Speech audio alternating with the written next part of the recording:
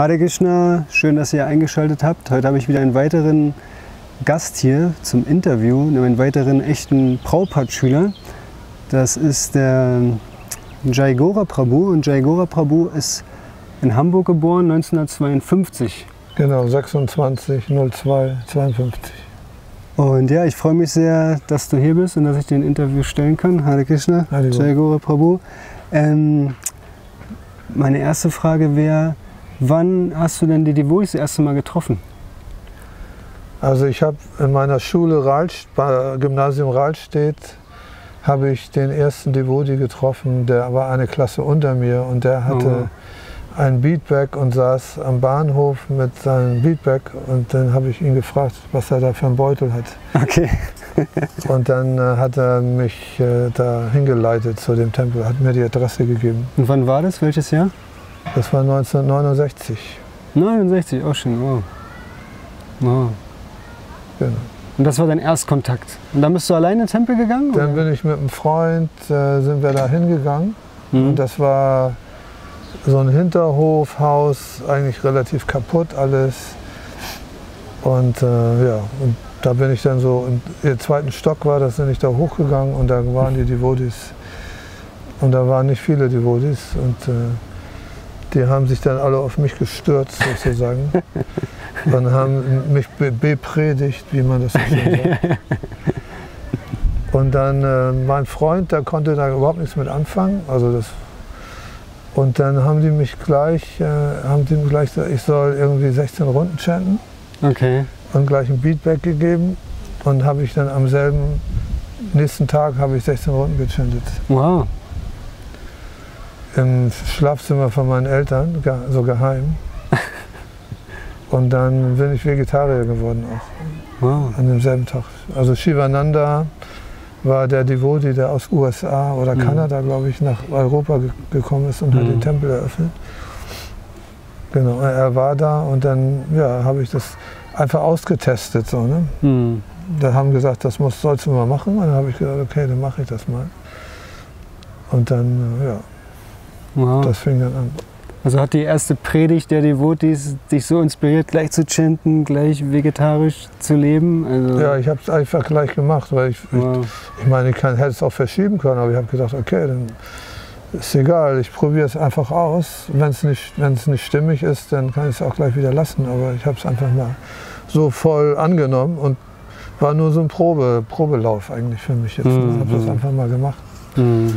Aber ich habe auch gemerkt, dass ich dann ich wollte sowieso so diese ganzen Drogen aufgeben. Das hatte ich irgendwie verstanden, dass das Drogenthema eigentlich nicht das Richtige ist zu machen. Ne? An dem Punkt war ich selber. Durch eigene Erfahrung habe ich irgendwie gemerkt, das bringt das irgendwie nicht. Und dann habe ich gesehen, die Devotees sind ja genau diejenigen, die machen das ja auch. Das ist ja genau das, was die auch machen. So diesen Dingen entsagen und dann konnte ich aber nicht die Zigaretten aufgeben. Also ich auf 3 Zigaretten am Tag reduziert. Und dann habe ich gechantet und dann konnte ich plötzlich diese Zigaretten aufgeben. Und das war für mich der erste Beweis, dass da was passiert irgendwo. Ne? Also ich konnte das absolut nicht. Ich dachte, was ist denn das los? Ich bin da völlig in dem Griff dieser Sucht sozusagen, Zigaretten. Und dann habe ich immer, jetzt will ich Zigarette, habe ich eine Runde gechantet und dann plötzlich hat sich das verflüchtet. So, ne? Und dann habe ich auch nicht mehr geraucht. Wow. Und wann bist du das erste Mal in Kontakt dann mit Prabhupada gekommen? War dir bewusst, dass, wo du in den Tempel gekommen bist, okay, das hat Prabhupada gegründet oder kam das dann erst später? Ja, also ich bin dann erstmal jeden Sonntag gekommen zum Sonntagsfest. Und dann waren so die Osterferien und dann habe ich gesagt zu meinen Eltern, ich möchte in den 3 Wochen Osterferien mal ganz im Tempel leben. Wow. Und dann haben sie gesagt, okay. Und die Devotees haben ja ständig diese Kassetten von Prabhupada gehört. Da gab es ja diese Kassetten und da haben die Lectures von Prabhupada gehört. Also Prabhupada war sehr präsent im Tempel zu der Zeit. Also es war sehr, Prabhupada-Bewusstsein war sehr stark. Und es wurde immer über Prabhupada gesprochen und man spürte auch seine Gegenwart so. Also ich bin dann, irgendwann war ich mal auch in London, so 1969 zum Rasa Yatra, oder 1970 oder 69 war Rasa Yatra, da bin ich da hingefahren. Und das war noch stärker, die Präsenz von Prabhupada im Tempel. Ne? Ohne dass Prabhupada da war. Okay. Einfach so, weil die Devotis hatten alle ganz engen Kontakt mit Prabhupada, weil Prabhupada war sehr oft in London. Also manchmal ein halbes Jahr in London und die Devotis hatten unheimlich viele Erlebnisse mit Prabhupada. Und die Gegenwart Prabhupada spürte man im Tempel auch sehr stark. Ja, und dann bin ich eingeweiht worden später, aber ich habe Prabhupada noch gar nicht gesehen gehabt. Okay, das wäre so meine Frage. Wann wurdest du denn eingeweiht? Ich wurde im August 1971 eingeweiht. 71, okay. Also 70 bin ich dann in den Tempel gezogen, Ostern, Ferien. Danach bin ich vom Tempel aus zur Schule gefahren jeden Morgen. Okay. Und habe die Schule zu Ende gemacht. Und dann kam 1972 Srila Prabhupada nach Paris. Und da sind wir alle als Devotis hingefahren, also die ganze Europa-Gruppe, also die Holländer und alle sind dann nach Paris gefahren. Prabhupada. Im Jardin du Rose hat der Prabhupada so eine Vorlesung gegeben. Und, naja, da sind wir alle hingefahren, da habe ich Prabhupada zum ersten Mal gesehen. Aber da war ich schon eingeweiht. Okay. Per Brief. Du wurdest per Brief eingeweiht. Okay. Den Brief habe ich auch noch. Ne? War da noch irgendwas Spezielles bei der Einweihung? Wurdest du alleine eingeweiht oder mit anderen Devotis? Da war kein anderer. Bin ich nur alleine eingeweiht. Zu der Zeit waren ja sowieso nicht so viele Devotis. Bhakti Vaibhava, Smita Krishna Swami und Bhakti Vaibhava Swami. Also und dann Narendra, der ist nicht mehr da. Und Bhakti Bhushan Swami, Suchandra, war zu der Zeit da.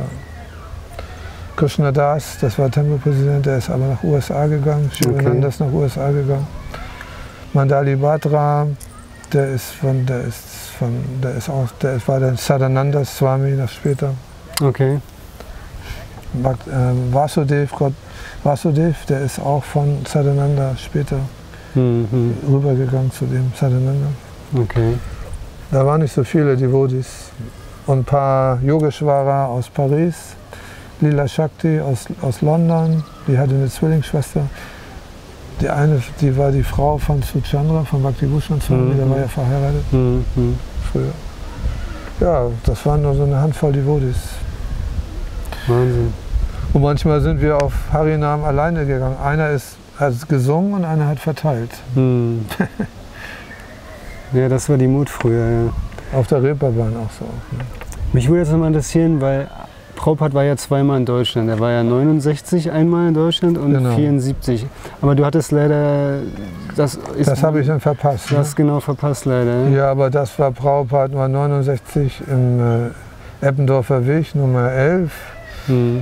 Und da waren ja nur ganz wenige Devotis. Ach, das war der erste Tempel, du bist sozusagen in dem zweiten Tempel dann?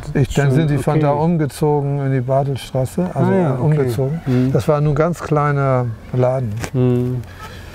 Und da wurden ja 4 Devotis eingeweiht. Dieser Vasudev, der ganz viele Bilder gemalt hat, das ist so ein Künstler. Dann Bhakti Bhushan Swami. Und ein Ehepaar. Die sind gekommen als Gast. Prabhupada hat die eingeweiht. Am nächsten Tag sind die wieder gekommen. Prabhupada hat einfach ein Risiko eingegangen. So, und dann sind die umgezogen in die Bartelstraße. Und da bin ich dann gekommen zum Tempel. Und da gab es auch schon diese Hare Krishna Schallplatte von George Harrison. Die war schon da in den Hitparaden. Ne? Okay. Und so hast du dann auch angefangen zu lesen und also weil du das gechantet, also vegetarisch angefangen zu leben? Ja, da gab es ja keine deutschen Bücher. Da hat der Mandali Bhadra war gerade dabei, die Upanishad zu übersetzen. Ah, da war gerade übersetzt, okay. Das war das erste deutsche Buch. Und dann gab es das Krishna-Buch von George Harrison, so ein ganz großes, dickes.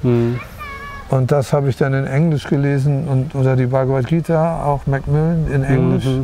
Und da musste ich mir ein Wörterbuch, habe ich immer daneben gelegt. Ja. Und habe das dann so gelesen. Ne? Da gab es ja keine. Da gab es also ein Magazin Zurück zur Gottheit. Das haben wir mit so einer ganz einfachen Druckermaschine gemacht und mit so Heftklammern zusammengeklammert. So ein paar Seiten einfach so. Ja. Und dann, wenn immer Gäste kamen, die durften dann immer die Heftklammern reinmachen und die Seiten sortieren. Okay, nice. Ja, und dann später, dann war der Tempel in Schulden, weil die Miete nicht gezahlt haben. Und das wusste ich gar nicht als Gast so. Ja. Und dann sind wir nach London gefahren zum Ratha Yatra. Und die Detis wurden in der Fähre mitgenommen nach London. Wir hatten so Radha Krishna Detis, die jetzt in Abenteuer auf dem Altar stehen. Die sollten nach London gebracht werden. Die wurden ja auch nach London gebracht und Prabhupada war sehr, also fand das nicht eine gute Idee. Und ja, weil der Tempel hatte mega viel Schulden. Ich glaube 20.000 D-Mark. Alleine nur durch Miete? Ja, ich glaube schon. Also das war schon eine Menge. Und dann hat Prabhupada gesagt, nee, das geht nicht, die müssen wieder zurück. Und dann sind wir wieder zurück. Und dann kam Hansedutta aus dieser, Prabhupada hatte ja eine Indien-Tour gemacht mit 20, 30 von seinen Schülern. Die World Sankirtan? Die World Sankirtan Party, die waren in Indien. Und Hansedutta war ja ursprünglich also aus Deutschland und ist dann nach USA ausgewandert mit seinen Eltern. Und die waren in Hamburg mal gewesen vorher und haben sich das mal angeguckt. Und auf dem Weg zurück von Indien sind sie mal in Hamburg vorbeigefahren und haben geguckt, was da so passiert. Okay. Und dann haben sie gesehen, oh, das ist hier Chaos. Und da hat Prabhupada gesagt, die sollen da bleiben in Hamburg und die Kuh vom Eis holen sozusagen. Okay. Und dann hat Himavati, die Frau von Hansedutta, hat so eine Lakshmi-Muschel gehabt. Es gibt so Muscheln, die linksdrehend sind und rechtsdrehend. Okay. Und die wir jetzt haben, sind irgendwie eins von beiden links oder rechts drehen. Und die andere Seite, die linksdrehende, da wohnt die Glücksgöttin drin. Okay. So, und dann haben wir diese Muschel auf dem Altar getan und mit so kleinen Glitzersteinchen geklebt und die Glücksgöttin verehrt. Okay. Wow. Und dann kam ein kleiner Italiener, Mario hieß der, und er hat 5.000 D-Mark gespendet von seinen Ersparnissen. Und da hat Hansedutta dann die ersten Schulden mitbezahlt. Und dann hat langsam, dann haben wir die Ishupanishad gehabt, die wurde dann gedruckt. Und keiner konnte die verteilen, wusste nicht, wie man die verteilt. Und da hat Hansedutta aus USA den, wie hieß der, Buddhimantha. Okay. Das war so ein super Buchverteiler in den USA, den hat den Buddhimantha geholt. Und der hat dann in Deutschland, in Hamburg, eine Lecture gegeben, wie man Bücher verteilt. Und er ist dann rausgegangen mit einem Rucksack voll mit Ishupanishads. Und er konnte kein Wort Deutsch, hatte nur so einen Zettel, da stand irgendwas drauf, geben Sie eine kleine Spende oder so. Und er hat dann die Bücher verteilt auf der Straße und hat auch wirklich welche verteilt. Und da sind die Devotis so enthusiastisch geworden, wenn der das kann, ohne Deutsch zu sprechen. Und dann ja, sind die alle raus und haben angefangen, die Ishupanishads zu verteilen. Und du warst auch mit dabei, oder? Ja, ich war ja eigentlich schon länger dabei. Da kamen ja einige, die kamen später. Ne? Das war schon später, aber dann kam dann später die Bhagavad Gita, die wurde dann auch verteilt. Ja, dann ging's los. Aber ich kam noch aus der Zeit, da gab es nur Harinam. Als ich gekommen war, gab es keine Bücher zum Verteilen, nur dieses Heft. Und da gab es auch nicht viel Geld für. Und dann haben wir nur zweimal am Tag Harinam gemacht. Morgens bis um 12, dann zum Tempel gefahren, Prasadam und nachmittags wieder raus, Harinam. Die ganze Woche gab es nur Harinam. Das war unser Ding. Und dann, als Hansedutta kam, hat er neue Wind da reingebracht. Ne? Dann wurden die Bücher verteilt. Und das war so ein ganz anderer Stil. Da musste ich mich erstmal dran gewöhnen. So. Aber dann hat er das tatsächlich alles, also die Karre aus dem Dreck gezogen sozusagen. Ja, danke für den Einblick. Mich würde mal interessieren, bei deiner Einweihung, der Brief, den du gekriegt hast von Prabhupada, da hat er dir ja diesen speziellen Namen gegeben. Was bedeutet denn der Name? Ach so. Jai Gora. Ja, Jaya Gora, ne? Jaya Gora wird auch mit O geschrieben. Okay. Also in dem Brief ist ja angegeben, wie es geschrieben wird. Mhm. Also G-O-U-R-A, Jaya Gora. Jaya heißt Sieg und Gora ist Chaitanya, der goldene Chaitanya. Mhm. Also Sieg, ich bin derjenige, der dem Diener ist des goldenen Chaitanya, der siegreich ist sozusagen. Nice. Ja, und wie oft konntest du dann in den darauffolgenden Jahren Prabhupada noch live sehen? Also das hast du schon einmal erzählt, okay, dann in Frankreich wart ihr da, seid ihr dann noch in Paris? Ja, in Paris. Dann sind wir von Paris nach Amsterdam und da wurden die großen Jagannath-Deities installiert, da war Prabhupada dabei. Mhm. Und dann sind wir 1975 nach Indien gefahren und haben 6 Wochen Mayapur Festival gemacht. Prabhupada wollte, dass alle Devotees nach Mayapur kommen. Das war das erste große Mayapur Festival. Gopurnima, ne? Ja, Gopurnima. Da war vorher so ein kleines, so ganz klein, mit nur speziellen Devotees. Mhm. Und das Jahr darauf hat Prabhupada gesagt, alle sollen kommen und ganz lange bleiben. Und da sind wir nach Indien gefahren, 4 Wochen Mayapur, 2 Wochen Vrindavan. Da wurde der Krishna Balaram Mandir eingeweiht. Stimmt, 75, ja. Wow. Mit Bhavananda haben wir dann Tempelreinigung gemacht mit Eimern. Mhm. Da war vor dem Tempel, wo jetzt dieser Samadhi ist, da gab es so eine Pumpe mit so einem Brunnen. Mhm. Da haben wir Wasser und dann haben wir den Tempel sauber gemacht. Ja, 6 Wochen also Vrindavan und jeden Morgen Prabhupada-Lecture und so. Mhm. Und dann ist Prabhupada ja nach Deutschland auch gekommen. Auch 1975. 1975. 74, ne? 74, ja, 74 stimmt. 74 ist er gekommen. Mhm. Und da habe ich auch geheiratet vor Prabhupada sozusagen. Da hat Prabhupada eine riesige Einweihungszeremonie gemacht. Ah, wo es auch das Video von gibt? Ja, da gibt es das Video. Ach, das war auch eine Heirat, okay. Da waren drei oder 2 Hochzeiten. Also mein Schulfreund, also ich hatte ja in unserer Schule gepredigt, als ich 9 Monate in der Schule war. Und aus dieser Schule sind irgendwie 4 Devotees geworden. Wow. Irgendwie. Also das Atmavidya, Rimati, Yaksha und ich und Utal 5. Und ich selber 6. Ne? Alles der gleichen Schule. Wahnsinn. Und Rimati ist immer noch in Mayapur und passt auf die Elefanten auf. Ne? Stimmt, ja, ich kenne die Mataji. Ach stimmt, okay. Dann wurde sie auch da eingeweiht. Sie wurde dann auch eingeweiht. Sie war die Frau von Atmavidya und sie ist so halbe Deutsch-Italienerin. Ja, sie ist nice. Sie heißt Rimati, herzliche Mutter. Und die hat auch 7 Kinder. Ja, zumindest die alle sind dann da aus Hamburg gekommen und wurden dann später vom Prabhupada eingeweiht. Mhm. Genau. Und dann waren wir, ja, der Prabhupada war in Deutschland, da habe ich geheiratet. Durch diese Heirat war ich natürlich nicht so, dann habe ich nicht so viel, also dann war man mit dieser Heirat so beschäftigt. Ja. Also in Paris durfte ich ja auf einen Morgenspaziergang mitgehen mit Prabhupada. Da waren wir in so einem Park und da erinnere ich mich, da waren ungefähr 7 oder 8 Devotees und Prabhupada. Und die sind dann alle so gegangen und Prabhupada hat ja immer zwischendurch mal gestoppt und irgendwas erzählt und so. Mhm. Und dann habe ich dann so ich dachte, man muss in den Fußstapfen der großen Gottgeweihten steigen, ne? Also nach dem Hinterhergehen sozusagen. Und da war ich hinter Prabhupada gegangen und konnte aber dann oft nicht mithören, was Prabhupada gesagt hat, weil das manchmal so von der Akustik nicht so. Ja. Und die anderen standen so immer so vor Prabhupada so ein bisschen.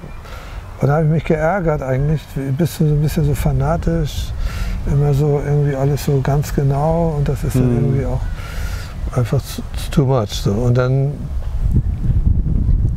30 Jahre später sagt dann Satchidanand Swami zu mir, ja, du bist in dem Buch von Prabhupada. Da haben sie so ein Bildband gemacht von Prabhupada in Schwarz-Weiß, so Schwarz-Weiß-Braun so. Und da gibt es dieses Bild, wie wir in dem Park gehen und da ist so eine ganz lange Allee mit so Bäumen und hinten geht so die Sonne irgendwie auf oder da ist wie so ein Schimmer, so ein goldener Lichtschimmer über Prabhupada, wie so ein Heiligenschein. Wow. Und da sieht man so ein unheimlich großes Bild und diese ganze Atmosphäre ist so richtig unheimlich gutes Setting sozusagen, wie Prabhupada so geht und er spricht und da ist dieser goldene Schimmer über ihm und ich stehe direkt hinter Prabhupada. Okay.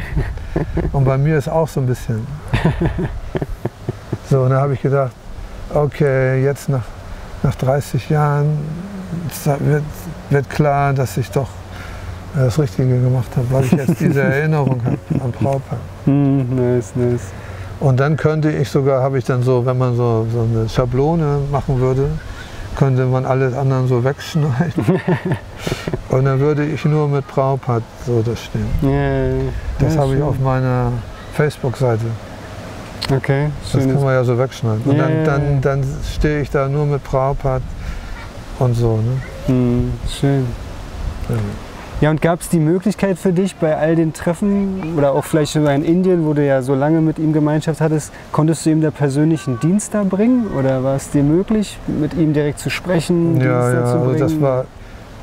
war ja so, dass das waren diese VIPs, ne, die Sannyasis und GBCs, die waren dann immer um Prabhupada und dann war irgendwie so eine Art Absperrung.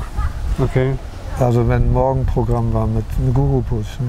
Das war wie jetzt die Prabhupada-Schüler und der Rest der Welt. Und früher waren das nur die VIPs und der Rest waren dann die einfachen Prabhupada-Schüler. Und du konntest nur zu Prabhupada, wenn du was ganz Spezielles gemacht hast, wolltest und was auch von Bedeutung war. Und also ich muss gestehen, dass ich war immer so ein bisschen schüchtern oder so. Ne? Also ich habe mich da nicht so vorgedrängelt. Und deswegen habe ich da auch nicht so direkt jetzt von Prabhupada direkte Anweisungen bekommen. Aber das war auch unser Training in Deutschland. Hanse Dute hat uns auch immer so trainiert, hat gesagt, Prabhupada war nur zweimal in Deutschland. Prabhupada selber hat mit seinem Guru auch nicht so viel Gemeinschaft gehabt. Und das geht eigentlich darum zu verstehen, was ist der Guru. Es geht nicht um die persönliche Beziehung zu einer Person, also Prabhupada, die du denn nur als weltliche irgendeine so Person siehst, sondern das geht um der Guru als solches ist ein universales Verständnis. Was ist der Guru? Prabhupada ist natürlich trotzdem da als Person, aber er selber hat auch gesagt, es geht nicht um körperliche, er sagt, das ist für Esel oder so. Ne? Vani und Vapu. Genau. Diese persönliche Treffen, das ist, oder ihm die Füße massieren, ist natürlich super, aber das ist nicht unbedingt so die Essenz, ist, dass du den Anweisungen folgst und die Wichtigkeit der Anweisung verstehst und die in deinem Leben umsetzt, egal ob der Guru jetzt noch körperlich da ist oder nicht. Weil in dem Moment, wo Prabhupada nicht mehr da war, haben viele auch dann das irgendwie nicht mehr weiter praktiziert. Die dachten, jetzt ist Prabhupada weg und jetzt ist das alles nicht mehr powerful. Ne? Und dann hatte ich Prabhupada 2 Briefe, also einen Brief hatte ich ja meinen Einweihungsbrief und dann habe ich zum Schluss 1977 noch eine Frage gehabt an Prabhupada. Man konnte ja Prabhupada fragen durch Briefe. So, dann hat man das ja auch schriftlich. Und diesen Brief, ich wurde immer gefragt, hast du Prabhupada mal was gefragt? Und dann habe ich ja nein, aber ich habe trotzdem den Brief. Also ich habe Prabhupada schon was gefragt. Und dann kam die Antwort und da habe ich realisiert, dass eigentlich das hätte ich mir sparen können eigentlich, aber ich habe nur was Persönliches von ihm. Aber in dem Brief ist es so, als würde ich eine Bhagavad Gita aufschlagen und die Erläuterung von irgendeinem Vers lesen. Und so las sich der Brief. Okay. So wie Prabhupada alles in seinen Büchern gesagt hat, war auch der Brief so. Und dann hätte ich einfach, das von den Antworten war jetzt nichts Spezielles. Das war so eine Aussage, die ich in jedem seiner Bücher lesen könnte. Okay. Und da habe ich, das war die Lehre eigentlich, von die ich da rausgezogen habe, dass ich habe immer Zugang zu Prabhupada durch seine Bücher. Ne? Ja, das ist ein wichtiger Punkt. So, ja. Und deswegen braucht auch keiner irgendwie denken, jetzt ich habe keine Gemeinschaft mehr oder so. Die Gemeinschaft ist da, wo Prabhupada seine Unterweisung gegeben hat in seinen Büchern. Ne? Genau. Das hat er ja selber auch gesagt. Aber dann hatte ich natürlich auch, als wir in Paris waren und Prabhupada zum ersten Mal gesehen haben, da hatte ich für mich so eine persönliche, so eine Art, also ich hatte ja Prabhupada schon 1,5 Jahre gedient irgendwo, ohne ihn gesehen zu haben. Also er war schon eingeweiht, hatte auch schon Service gemacht, alles, aber ihn noch nie persönlich gesehen. Und deswegen war das so unheimlicher, intensiver Moment, Prabhupada jetzt zu sehen, so in live. Und die ganzen deutschen Devotees hatten die noch nicht gesehen. Ne? Und da sind wir dahin und dann kam Prabhupada so die Treppe runter, das ging so eine Treppe hoch und er kam von oben so runter und wir standen unten.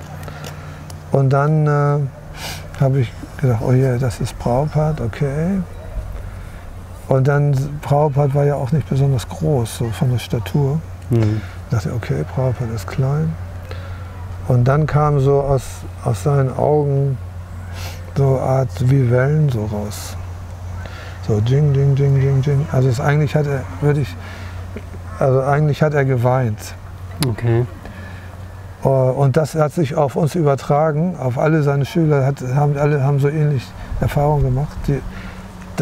Man konnte irgendwie plötzlich verstehen, dass Prabhupada hat jetzt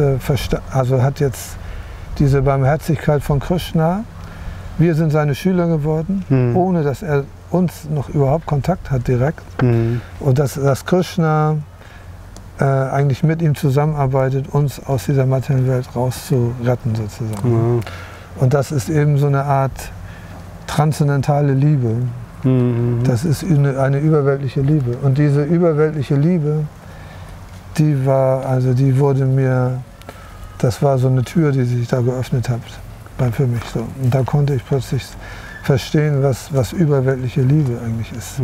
Dass es keine normale Liebe ist, die wir hier so sehen, sondern dass es überweltlich auch eine Liebe gibt, die nichts mit dieser Welt zu tun hat. Nicht dahin vorgehen, hallo. Ja, und das war so eigentlich so, das heißt, eine Sekunde Gemeinschaft mit einem reinen Gott geworden. Kann so viel offenbaren, ne? Ja, weil das war dann so ein unglaubliches Erlebnis. Das haben die anderen im Endeffekt auch gemerkt, ja? Habt ihr später genau, ich habe mit Krishna Kshetra Maharaj gesprochen und später meinte er auch, das hatte auch, für ihn war das auch so ähnlich. Also bei jedem war das ein bisschen anders vielleicht, aber alles so war sehr intensiv. Nice. Es gibt ja diese Nahtoderfahrung von Leuten und die beschreiben auch, wenn sie diese außerkörperliche Erfahrung gemacht haben, dass sie in so eine andere Dimension kommen, wo auch diese transzendentale Liebe spürbar ist. Ne? Das ich habe mir gerade vor kurzem so ein paar Interviews mit Nahe-Tod-Erfahrungen Leuten angeguckt. Und die sprechen auch davon, dass es so eine Art überweltliche Liebe gibt in einer anderen Dimension. Und die haben das durch so extreme körperliche Probleme, so Unfälle und so, sind die in diese Nahe-Tod-Erfahrung gekommen. Und als Devotee macht man durch seinen hingebungsvollen Dienst eben auch manchmal solche Erfahrungen, so spezielle. Und das war für mich mit Prabhupada diese Erfahrung, die dann da so richtig, also die mir da aufgezeigt hat, das ist nicht von dieser Welt, ne? Da ist etwas anderes. So. Und hattet ihr auch das Gefühl, dass er sich gefreut hat, euch zu sehen? Weil er hatte euch ja auch noch nicht live gesehen. Ja, deswegen, ja. Das war praktisch für ihn für ihn war das auch so eine intensive, intensive Begegnung, weil als Schüler und so die Beziehung vom Schüler und Guru ist ja auch sehr intensiv zum Teil. Ne? Also wenn du plötzlich deinen Guru findest und du hast richtig eine Beziehung zu ihm, dann ist es für den Guru ja auch so eine Art Offenbarung fast schon. Ne? Dass er sieht, oh, der ist mein Schüler und da entsteht plötzlich so eine Verbindung, die jetzt nicht normal ist, ne? Sondern das ist schon so eine sehr starke Verbindung. Und da haben die ganzen Schüler kamen alle auf einmal und da für Prabhupada muss das dann auch sehr intensiv gewesen sein. Überwältigend, ja, nice. Nice. Ja, ich habe hier noch eine schöne Frage, auch über Prabhupada. Welche Eigenschaft von Prabhupada ist für dich so die wichtigste oder die für dich Prabhupada ausmacht? Gibt es da eine oder mehrere vielleicht? Ja, ich erinnere mich nur an einen Morgenspaziergang. Da ist ein Prabhupada so längs gelaufen, wir sind hinter ihm hergelaufen. Und da hatte ich irgendwie so das Gefühl, dass es keine Zweifel mehr hatte. Ne? Das war irgendwie alles klar. Weil Prabhupada hat Krishna in seinem Herzen und das ist diese Präsenz von Krishna in seinem Herzen war so stark, dass ich brauchte keine Frage stellen oder ich habe mir auch kein Bedürfnis gehabt, irgendeine Frage zu stellen zu müssen. Es war alles klar. So, und das war alles perfekt und klar. So, deswegen diese, ja, ich weiß auch nicht, Reinheit, so wenn man das sozusagen sagen. Weil theoretisches Wissen, es geht nicht um theoretisches Wissen, ne? Oder eine Wiedergabe einer Philosophie, die vielleicht so stimmig alles ist, aber es geht ja noch um mehr. So, ne? Es geht um so eine Verwirklichung. Der Guru kann dir die Wahrheit zuteil werden lassen, weil er sie gesehen hat. Das heißt ja nicht, er kann sie dir sagen. Ich sag dir jetzt mal die Wahrheit und dann plötzlich bist du erleuchtet oder so. Oder hast du eine Erleuchtung. Sondern er kann sie dir zuteil werden lassen. Also er kann dir die irgendwie, das ist so ein mystischer Vorgang, er kann dir die irgendwie vermitteln. Die Mystik, ne? Das haben auch viele Schüler auch sowieso oft auch immer gesagt, dass Prabhupada hat ihnen irgendwas vermittelt oder so. Das war nicht mit Worten, kann man nicht mit Worten beschreiben. Ja, und er lebt das ja auch vor und das ist ja auch anziehend, war jemand zu sehen, der das einfach so praktiziert. Das, was man liest, was man hört, er hält das alles ein. Er ist einfach das perfekte Vorbild. So. Und das ist so aber auch noch nur Theorie. Ne? Ja. Also das geht darum, dass Chaitanya Mahaprabhu war der Bhakti-Mystiker und er hatte die Fähigkeit, durch die Leute durch Umarmung in die Ekstase der Liebe zu Krishna zu versetzen. Und die hat er umarmt und die sind danach umgefallen und haben auf den Boden gerollt und sind dann in das nächste Dorf gegangen und haben die Leute umarmt und die sind wieder in den Boden gerollt. Also das war nicht irgendwie sentimental, sondern da ist wirklich was passiert. Das ist die Bhakti-Mystik. So, und das ist Chaitanya Mahaprabhu ist eben der Mega-Mystiker, was wir gar nicht richtig realisieren zum Teil. Ne? Aber Prabhupada hatte diese Bhakti-Mystik auch. Er wurde ja gefragt, was ist denn deine besondere Fähigkeit von diesen Journalisten? Die kommen jetzt in die USA, du bist jetzt ein Yogi, was kannst du denn Besonderes machen? Und dann hat er gesagt, ja, ich habe hier meine Schüler. Er hat diese Schüler, die normale Hippies waren, dazu gebracht, Devotees zu werden, weil er ihnen diesen Zugang zu einer spirituellen Sache, Wahrheit, irgendwie zugänglich gemacht hat. Nicht nur durch Sprechen, sondern das ist eine Mystik. Und dann haben die plötzlich, weil es gab ja kein Krishna-Bewusstsein, keiner wusste was von Krishna, kein Hindu, gar nichts ne, in Deutschland zu der Zeit. Das war absolut gar nichts. Es gab nur Christentum, ein bisschen Islam und keiner hat Ahnung gehabt vom vedischen Wissen und gar nichts. Und Prabhupada hat sofort uns richtig so aus dem ganzen Illusion, in der wir gesteckt haben, so rausgehüsert, rausgezogen. Und wir haben sofort, boah, das ist ja Wahnsinn. Und das war irgendwie so die Stimmung zu der Zeit. Es gab keine Bücher richtig, es gab keine so viel Wissen. Die Devotis waren alle gleich in ihrem Fortschritt. Wenn du einen Monat länger dabei warst, warst du schon ein fortgeschrittener Devoti und die anderen haben sich verbeugt, wenn du fortgeschrittener warst. So, ne? So, aber so, und das ist alles so aus dem Boden gestampft sozusagen. Ne? Eisbrecher, Prabhupada war praktisch wie so ein Eisbrecher. Er hat das Krishna-Bewusstsein einfach so hier manifestiert.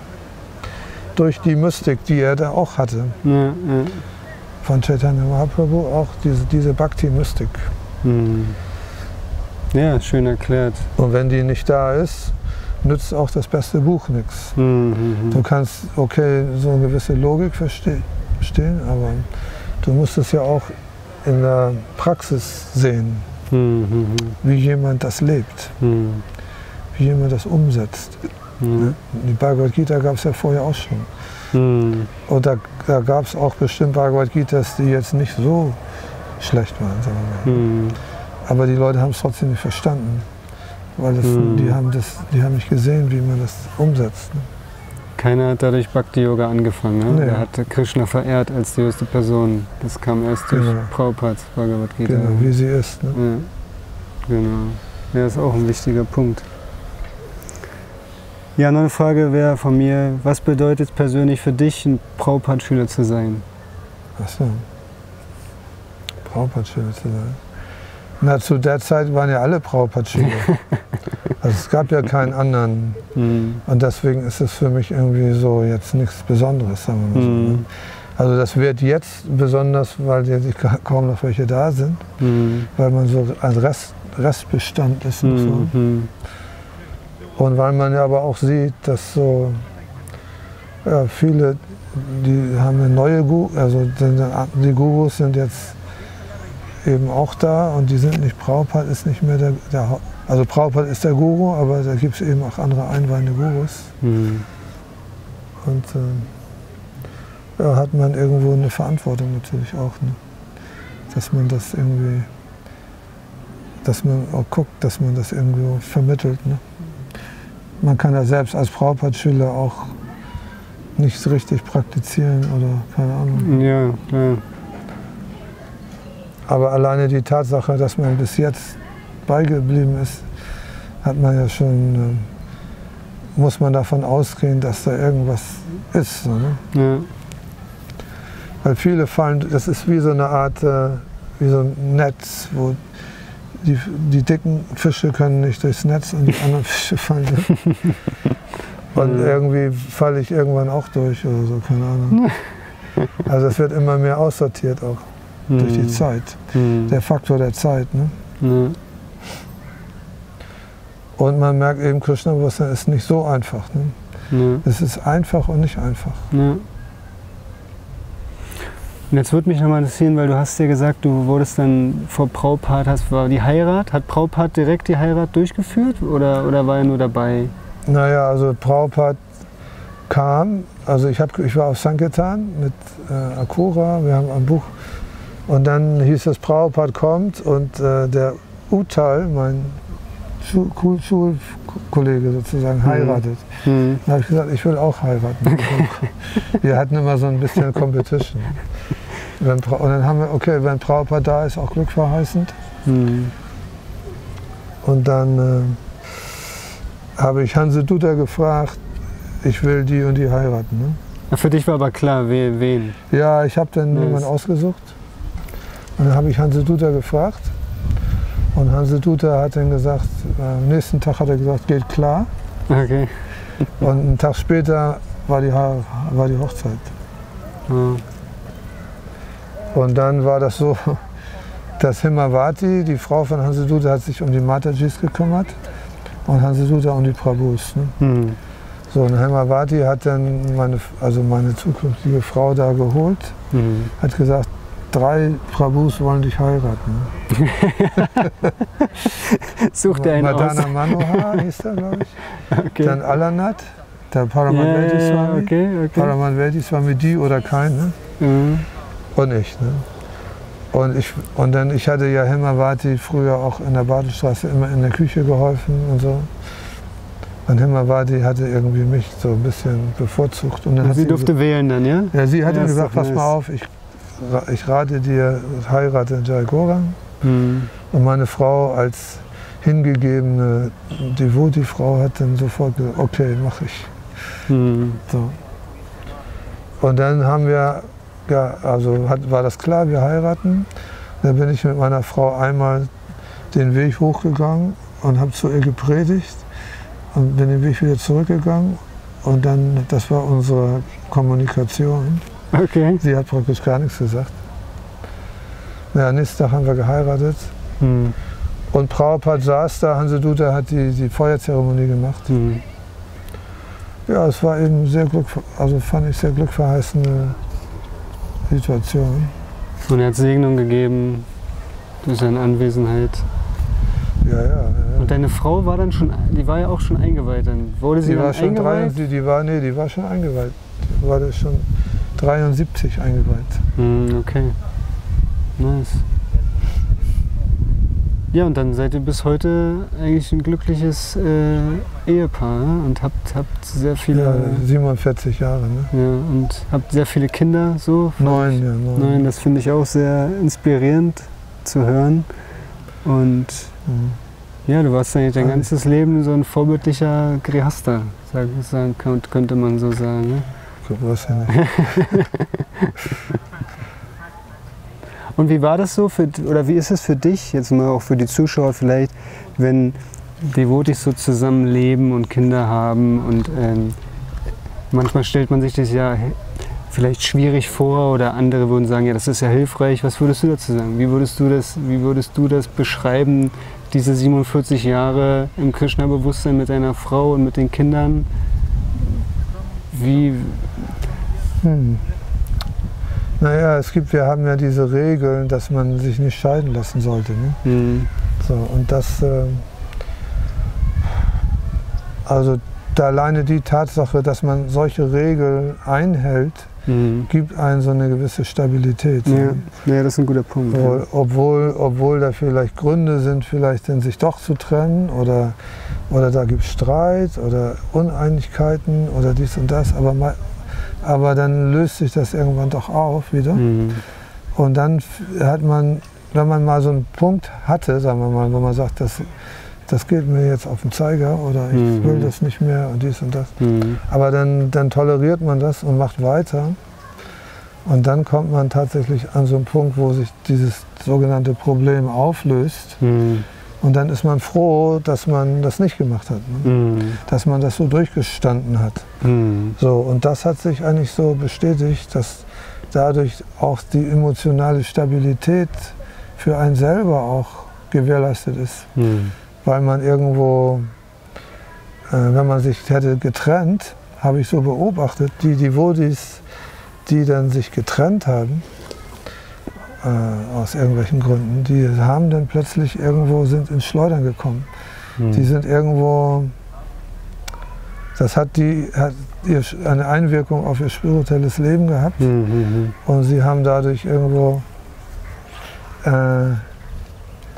Nachteile gehabt, würde ich sagen. Okay. Irgendwie Rückschritte gemacht oder irgendwo weggegangen vom Krishna-Bewusstsein oder am Rande oder so. Und das habe ich dann so beobachtet. Und jetzt im Nachhinein bin ich ja froh, dass ich das so durchgehalten habe bis jetzt. Aber das ist manchmal auch nicht so, das ist eben tatsächlich auch nicht so einfach. Ne? Aber ich habe auch gemerkt, dass man irgendwie, das ist ja auch eine göttliche Fügung, sagen wir mal, wen man da so kriegt als Ehepartner.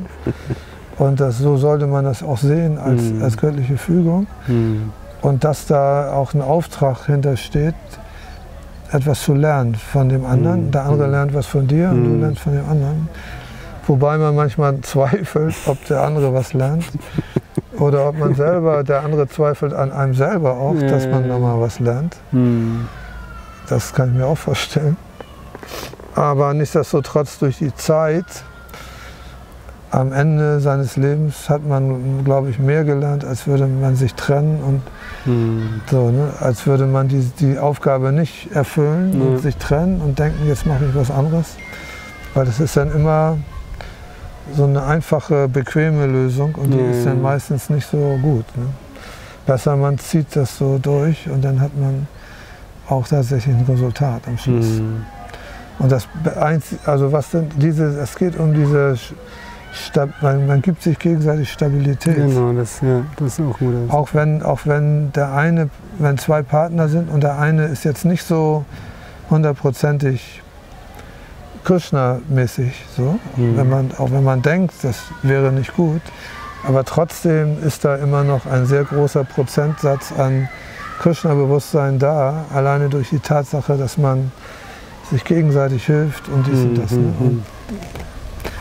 Und das Krishna-Bewusstsein ist nicht immer alles so hochtrabend, philosophisch und geistig, sondern es geht um ganz grundlegende Sachen auch.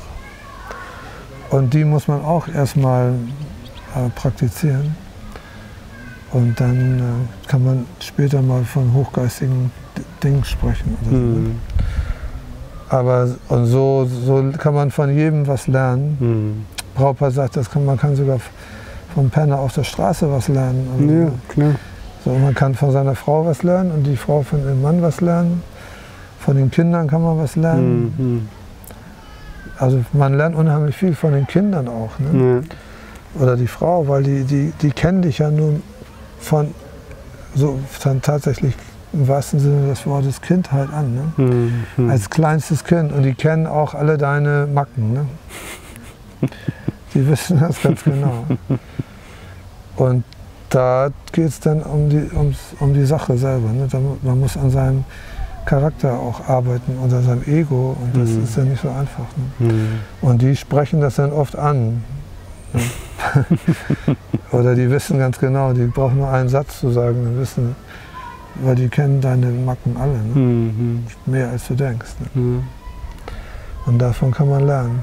Nice. Das ist ein Spiegel. Ja, super, super.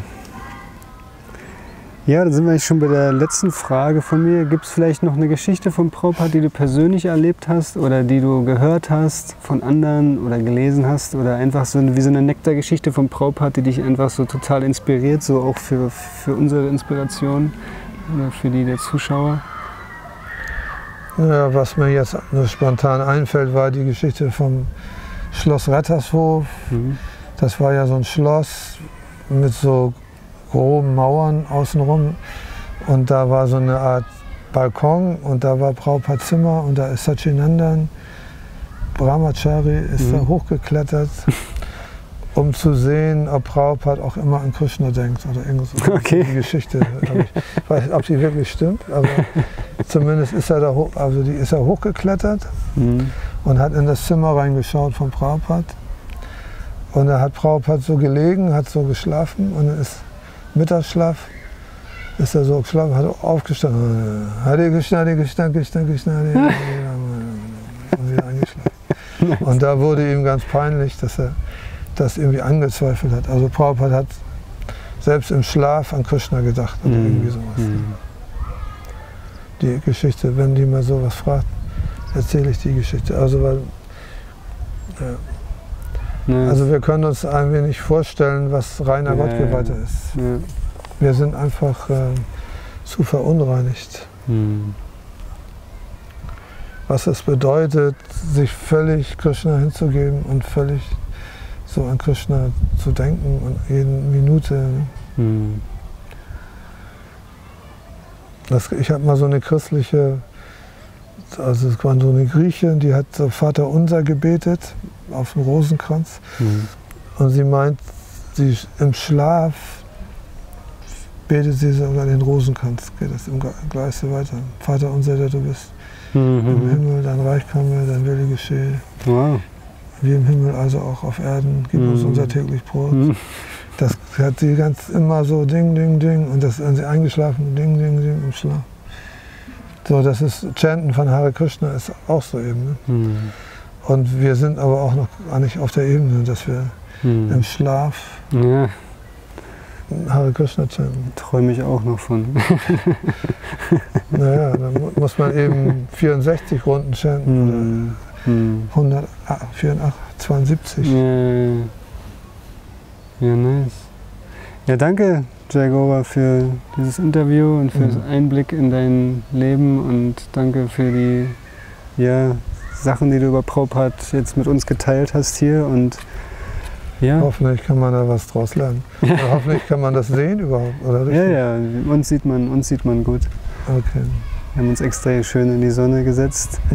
Ja, danke Jai Gaura Prabhu. Ja, vielen Dank für die Wirklichkeit. Ne? Gesund und grüß deine Frau und Familie und es ist immer sehr inspirierend, dich zu sehen bei den Festivals und wenn wir uns so im Tempel begegnen, ist immer sehr, und ich persönlich auch mag auch deine Kirtans immer sehr, die sind sehr, also ich bin da immer sehr,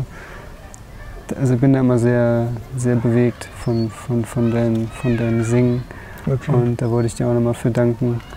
Und ja, finde ich sehr schön, dass du uns jetzt die Möglichkeit gegeben hast, von dir zu hören. Und ja, danke. Haribol, vielen Dank. Haribol, Hare Krishna. Srila Prabhupada ki Jai.